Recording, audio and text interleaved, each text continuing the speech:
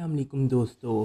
आज हम बात करने वाले हैं एक ऐसे राज पर जो इंसानियत के लिए सबसे बड़ा सवाल है। कायनात का आगाज़ कैसे हुआ? साइंस इसे बिग बैंग कहती है और कुरान इसे अल्लाह की कुदरत के तौर पर समझता है। आज हम देखेंगे कि बिग बैंग थ्योरी क्या है, इसके साइंटिफिक प्रूफ्स क्या है और कुरान इसके बारे में क्या कहता है। बिग बैंग का मतलब है बड़ा धमाका, लेकिन ये धमाका आवाज़ वाला ब्लास्ट नहीं था, बल्कि एक प्रिसाइज एक्सपेंशन था। 13.8 बिलियन साल पहले यूनिवर्स एक नुक्ते में बंद था, वॉल्यूम 0, लेकिन डेंसिटी इन्फिनिट थी।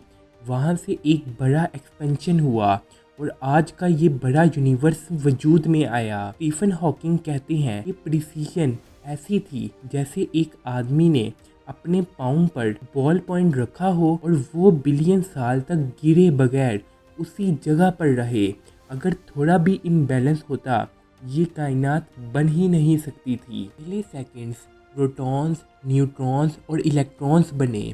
3 मिनट्स बाद हाइड्रोजन और हीलियम के न्यूक्लियाई बने। 4 लाख साल बाद पहले एटम्स बने और लाइट फ्री हुई। यही लाइट आज भी कॉस्मिक माइक्रोवेव बैकग्राउंड रेडिएशन के तौर पर डिटेक्ट होती है। 30 करोड़ साल बाद पहले स्टार्स और गैलेक्सीज बने। स्टार्स के अंदर फ्यूजन ने नए एलिमेंट्स पैदा किए जो लाइफ के लिए ज़रूरी हैं। 4.6 बिलियन साल पहले हमारा सोलर सिस्टम बना और अर्थ पर ज़िंदगी का आगाज़ हुआ। एडविन हबल ने 1929 में डिस्कवर किया कि जितनी गैलेक्सीज हमसे दूर हैं उनकी रोशनी उतनी ही रेड शिफ्ट होती है। रेड शिफ्ट का मतलब रोशनी की वेवलेंथ लंबी हो रही है।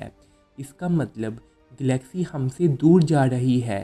ये दिखाता है कि यूनिवर्स एक्सपेंड कर रहा है। आइंस्टाइन पहले स्टेडी स्टेट थ्योरी के सपोर्टर थे। यूनिवर्स हमेशा वैसे ही रहेगा, ना बड़ा होगा ना छोटा। लेकिन जब हबल की डिस्कवरी हुई, आइंस्टाइन ने माना कि यूनिवर्स वाकई एक्सपेंड कर रहा है। इन लोगों ने नहीं देखा कि सब आसमानों ज़मीन एक थी, फिर हमने इन्हें जुदा किया और हमने हर जिंदा चीज़ को पानी से पैदा किया। ये आयत क्लियरली बिग बैंग और पानी से ज़िंदगी की तरफ इशारा करती हैं। और जगह अल्लाह ताला ने कुरान मजीद में फरमाया, हमने आसमान को कुव्वत के साथ बनाया और हम ही इसे फैला रहे हैं। ये कुरान का सबूत है कि अल्लाह ने यूनिवर्स बनाया और अभी भी एक्सपेंड कर रहा है, जो साइंस आज कहती है। स्टीफन हॉकिंग और आइंस्टाइन दोनों ने माना कि अगर यूनिवर्स की ये प्रिसीजन थोड़ी सी भी डिस्टर्ब होती तो ये कायनात कभी वजूद में ना आती। ये हारमोनी भी एक क्रिएटर के मुमकिन नहीं। कुरान का हुस्न ये है कि उसकी किताबें हर दौर के लोगों को समझ में आती हैं।